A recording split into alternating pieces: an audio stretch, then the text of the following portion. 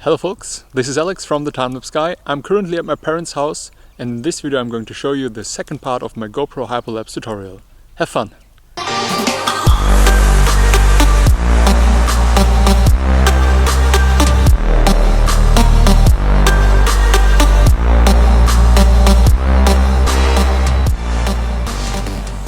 So here's what you need. You need a tripod, of course. Then you need a video head or a ball head.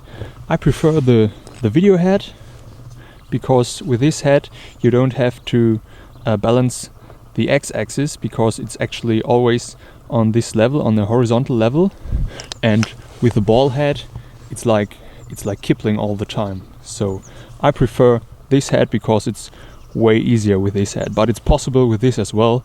But After Effects has to do a lot more of stabilizing after the shot in the after editing. Then you need my hyperlapse setup.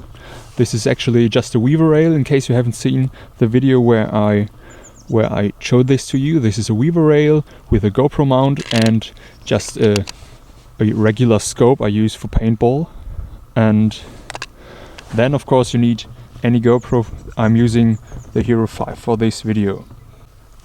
If you're using a GoPro, it's way easier to use a smart remote or your mobile device with the GoPro app to control the camera, because otherwise you will, your fingers often are in the picture. So this happens to me if I'm like doing it like this way. There's sometimes a finger in the frame, so this is just to make it easier. But if you don't have the remote or you don't want to use the app, just use it with the fingers, but take care that your fingers are not in the picture.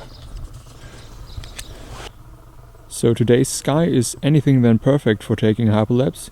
Usually it's best when there's blue sky with little clouds, but for tutorial purposes this will be good. Usually taking a hyperlapse contains 3 steps. The first step is to adjust the camera to the exact same spot at the building. Second step is to take the photo. And the third step is to move the tripod for always the same distance. So here I got the setup, my GoPro Hero 5 with my hyperlapse setup with the video head on my tripod. And in the background you can see my parents' house. And as you can see here, this is leveled quite well. So for adjusting the camera, I usually take a top center point of a building. For example, I'm using this point here at my parents' house. So if I zoom out, you'll see it's like in the top, and as there are 5 of these white spots there, it's easy to focus on this spot. So if I'm like pointing it directly to the point I just showed you, the red dot of my scope is just pointing directly on this white spot of the building. So for taking a hyperlapse, I'm using the photo mode with 12 megapixels and a wide field of view. If you're owning a GoPro Hero 5 Black, you can also shoot in RAW files.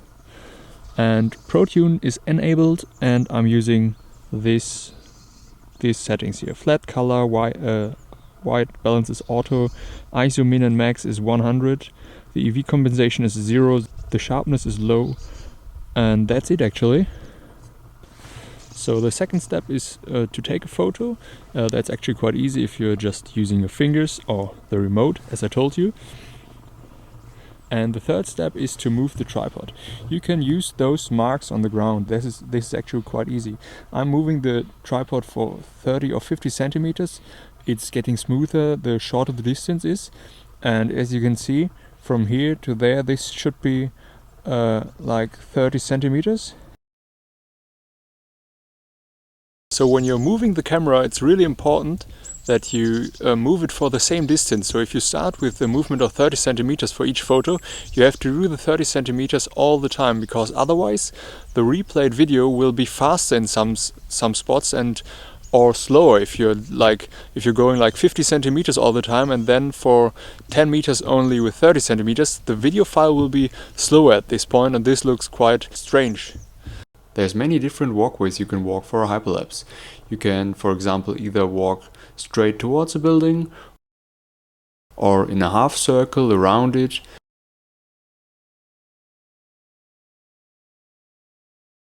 or just parallel to it.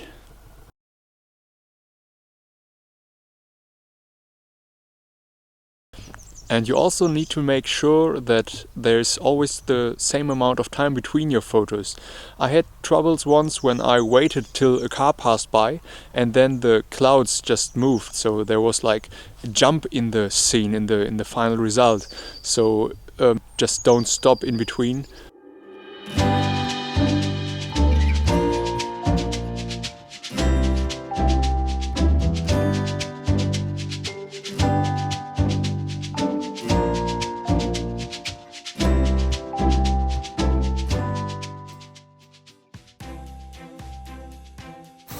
So as you can see, I'm moving the tripod for the same distance all the time.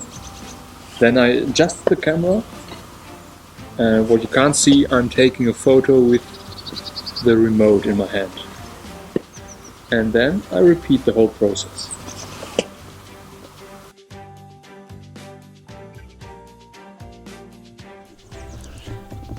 So that's it for today's video. I hope you liked it. Comments and questions just down below.